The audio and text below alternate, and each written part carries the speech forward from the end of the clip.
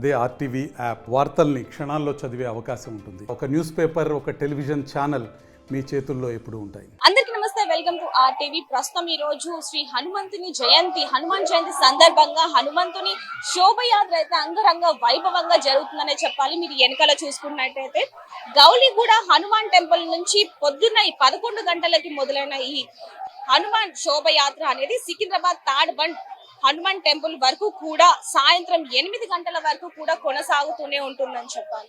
ఎంతో మంది భక్తులు ర్యాలీలో కానివ్వండి, అంటే 2 వీలర్స్ మీద చాలా మంది భక్తులు నడకయాత్ర కూడా ఈ ర్యాలీలో పాల్గొనడం అనేది మనం చూస్తూనే ఉన్నాం. పొద్దున్న కౌలిగూడ హనుమాన్ టెంపుల్లో హనుమంతునికి ప్రత్యేక పూజలు చేసి అలాగే యజ్ఞం చేసి మొదలుపెట్టిన ఈ శోభయాత్ర అనేది సాయంత్రం సికింద్రాబాద్ థర్డ్ బండ్ హనుమాన్ టెంపుల్లో అయితే ముగిసి హనుమంతునికి ప్రత్యేక పూజలు కూడా జరుపుతున్నారు. దాదాపుగా 14 జంక్షన్లు, అంటే 14 జంక్షన్లో ట్రాఫిక్ డైవర్షన్ పాయింట్ కూడా పెట్టడం జరిగింది. ఎటువంటి అవాంఛిత ఘటనలు జరగకుండా, అంటే ఎక్కడైనా ఇబ్బందులు తలెత్తుతాయో అని చెప్పి పోలీసులు కానివ్వండి, కానిస్టేబుల్స్ కానివ్వండి, అంటే ట్రాఫిక్ పోలీసులతో సహా ఇంకా ఎక్కువగా సిబ్బందిని కూడా, ప్రత్యేక సిబ్బందిని కూడా పిలిపించడం జరిగింది. ఎక్కడికక్కడ పోలీసులు భద్రతా సిబ్బందిని పెంచి దాదాపుగా 12,000 మంది పోలీసులు భద్రతా సిబ్బంది కూడా ఉన్నారనే చెప్పాలి. సీసీ కెమెరా ఏర్పాట్లు కూడా పెట్టడం జరిగింది. రాత్రి 8 గంటల వరకు కూడా ఇది విజయవంతంగా సాగాలి అని చెప్పి ప్రతి ఒక్కరు కూడా కోరుకుంటున్నారు. అదే విధంగా హైదరాబాద్, సైబరాబాద్, రాచకొండ కమిషనరేట్ పరిధిలో మద్యం దుకాణాలు అలాగే బార్లు కూడా మూసివేయాలని చెప్పి పై అధికారులు ప్రతి ఒక్కరికి కూడా చెప్పడం జరిగింది. నిబంధనలు ఎలా అంటే వీళ్ళు చెప్పిన ఏ కండిషన్స్ అయినా ఉల్లంఘించినా లేకపోతే ఎలాంటి అవాంఛనీయ ఘటనలు జరిగినా కూడా వాళ్ళకి కఠిన చర్యలు ఉంటాయని కూడా పోలీసులు చెప్పడం జరిగింది. ఇక్కడ చూసుకుంటే ప్రతి ఒక్కరు కూడా చిన్న పిల్లల దగ్గర నుంచి పెద్ద పిల్లల వరకు కూడా ప్రతి ఒక్కరు కూడా జై శ్రీరామ్ అంటూ ఉత్సాహాన్ని మరింత పెంపొందించుకుంటూ కూడా ఈ ర్యాలీలో, ఈ శోభయాత్రలో పాల్గొనడం జరుగుతుంది. మొదటి శోభయాత్ర దగ్గర నుంచి అయితే ఎక్కడైతే జరిగిందో, శోభయాత్ర ప్రారంభమైందో గౌలిగూడ నుంచి చూసుకుంటే ఇప్పటి వరకు కూడా ప్రతి ఒక్కరు కూడా ఇంకా పాల్గొంటూనే ఉన్నారని చెప్పాలి. శోభయాత్రలో పాల్గొన్న ప్రతి ఒక్కరికి కూడా అలసిపోయిన వారికి కానివ్వండి, ఆకలితో ఉన్న వారికి కానివ్వండి, ప్రతి ఒక్కరు కూడా అక్కడక్కడ చిన్న చిన్న పాయింట్లు పెట్టి వారికి వాటర్ కానివ్వండి, ఆహారాన్ని కానివ్వండి, కూల్ డ్రింక్స్, మజ్జిగ ఇవన్నీ ఇస్తూ వారికి మరింత ఉత్సాహాన్ని కూడా పెంపొందిస్తున్నారని చెప్పాలి. ఎటకెలకి ఈ శోభయాత్ర అయితే విజయవంతంగా సాగుతుందని చెప్పాలి. కెమెరామ్యాన్ కోటి గారితో రిపోర్టర్ దేవిక. Thank you.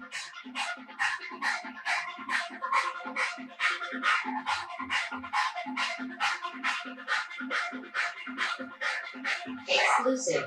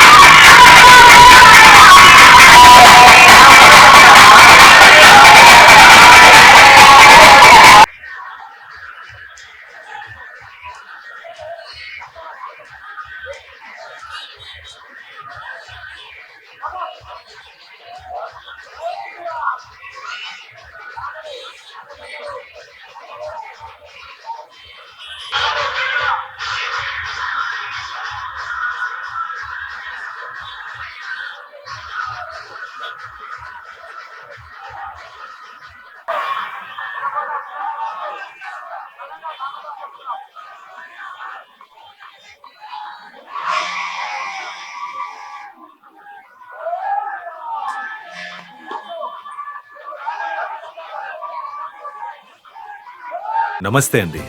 ఇది వ్యాపారం గురించి కాదు, ఓటు గురించి. ఎన్నికల్లో ఓటు వేయడం మన హక్కు మాత్రమే కాదు, కర్తవ్యం. ఎంతో మంది మహా నేతలు శ్రమించి ప్రాణత్యాగం చేసి ఈ అవకాశాన్ని మనకిప్పించారు. అందరూ ఓటు వేద్దాం. ఎందుకంటే ఓటు హక్కు ఊరికే రాదు. నా ఓటు ఎవరికో తెలుసా?